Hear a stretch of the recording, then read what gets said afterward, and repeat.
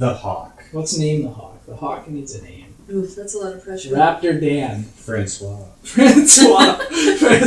This is Francois, the red-tailed hawk. He's actually Greek, but he has a personality complex. This is gonna be a weird channel.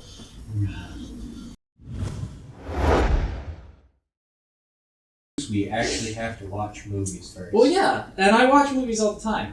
And so watch the Star Wars movie. okay, I don't want to do that. Dude. They are good. I hate those movies, especially You the are first. a fucking The reject. first three Your Star mother should have Wars, thrown you dude, back are in. terrible. The first three Star Wars are terrible. Are you gonna The argue original that they're three, or the or fucking new ones, the prequels? I actually kind of like them. Well, we could make a whole fucking video about that. Why do you Christ. dislike them? I mean, it's a key piece of the story. I mean, obviously, especially having seen the original three, I liked being able to backdate and see like the character development, how Darth Vader becomes Darth Vader. Basically, his whole storyline is pretty cool when you think about it. To go from a slave to being the Emperor's right-hand man. Well, I feel like Darth Vader actually had more, like, he was more interesting, and he had more, like, he was just a cooler villain when we didn't know his backstory. Like, because you gotta remember, we don't know, if you watch it in the order the movies come out, you don't know that he's the father until, when he actually reveals it. But at the same point, I mean, in the sense of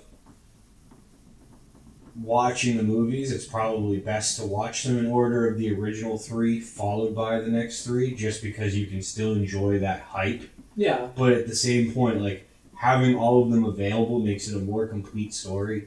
With, like, even, and it sucks that with the original three, well, the new three, that some of the best characters are the ones who never stick around. Like, a lot of people were disappointed Darth Maul didn't have a bigger role. He was cool for the one movie he was in. Too bad, but Qui-Gon Jinn was... he was cool. He's another guy that it sucks that he died. He dies almost in the same fashion as Obi-Wan dies in the original three. He falls so that way his apprentice can rise higher. But at the same point, like one of the things that Obi-Wan did wrong, Count Dooku in the second new film basically says, I work for the Emperor, but I'm trying to stop him because I see what he's doing and I'm using my inside position. Join me. If Qui-Gon Jinn were here, he would see what I'm doing and be part of this. And like that, some of those characters were far more intriguing than the original. Okay. I mean, they had cooler... Like, first of all, they had better actors. That's a big thing that they makes did. Nobody was sitting there going... You have... I mean, I don't know who played Darth Maul, but you have Liam Neeson as Qui-Gon. Oh, of course. So that's before he was also great big, actor. too. Well, no. Liam Neeson had been around for a while. He had, but his career really didn't start to take off. He did Taken. Yeah, he didn't hit the Taken resurgence, but he was still a big actor. He was a skilled actor. Regardless of if he was popular, he was a good actor. But the thing is, the dialogue that he had in that movie was shit. Like, he didn't have any good character building. The character was mainly cool because of the lightsaber battle that they had, and then the fact that Liam Neeson was playing him. No, but his character was actually more intriguing. Like, when you think about it, he was the kind of, like, he didn't say much. He kind of just like, I'm going against the grain. Why?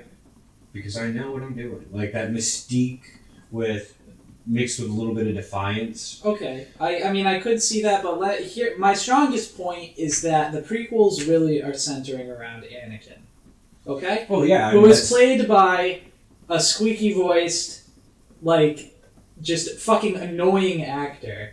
And then you have the three original movies, which are played by Mark Hamill, who actually does a very good job of being... not being like he's learning about this universe. He was very good at portraying that.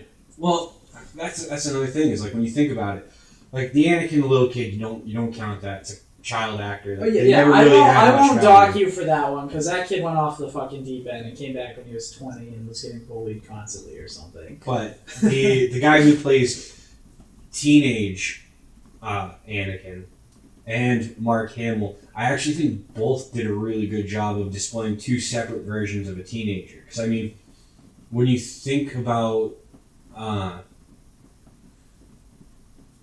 the Anakin, he actually did a really good job of showing first of all, having the squeaky voice was appropriate for his age.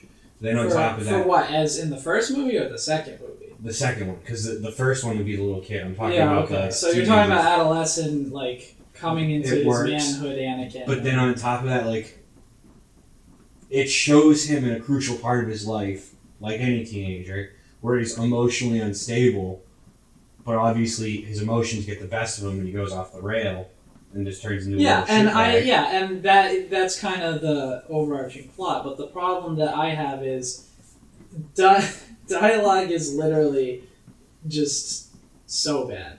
Well, the dialogue of Anakin is really what kills it. There are literally scenes where he is sitting next to Natalie Portman, again, who's a good actress, but she's above average. Wow. Okay. I feel like a lot of her characters come through with very little personality. Okay, well that's kind of a separate issue we can get into, but generally she's better than the average unknown actress. Okay? So, like, Carrie Fisher was not as well known as Natalie Portman at the time. So, valid. Yeah, so she's kind of a similar She was thing as Liam completely Neeson. unknown before that happened. Yeah, exactly. Same with Mark Hamill and pretty much all those fucking actors. Yeah. So so the acting is there, but it drops the ball. Writing is where it gets killed. George Lucas, he lost his screenwriter who had worked on the original 3 movies. He did the 3 prequels with, I forgot the guy's name, but one of the most important screenwriters from the original 3 was not involved with the prequel 3. So George Lucas ended up entirely writing quite a bit of the dialogue, and the dialogue it's absolute shit. There's literally a couple scenes where Anakin is standing at a rail, and she's like, I love you, and he's like, no, it's because I'm so in love with you. And it's just so cringeworthy bad. Love won't save you, Padme. Only my new powers can do that. No. No, it's because I'm so in love with you. So in love with you. So in love with you. So in love with you.